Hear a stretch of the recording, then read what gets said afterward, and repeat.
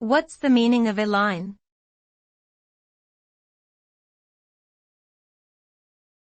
A-line.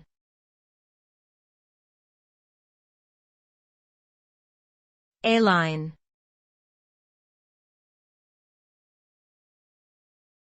A-line.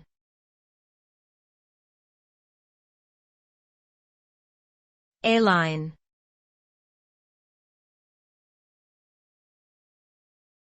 A-line.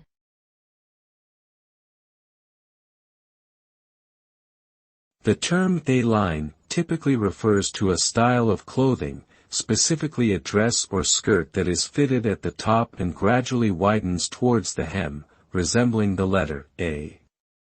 This style first became popular in the 1950s and has remained a classic silhouette in fashion ever since.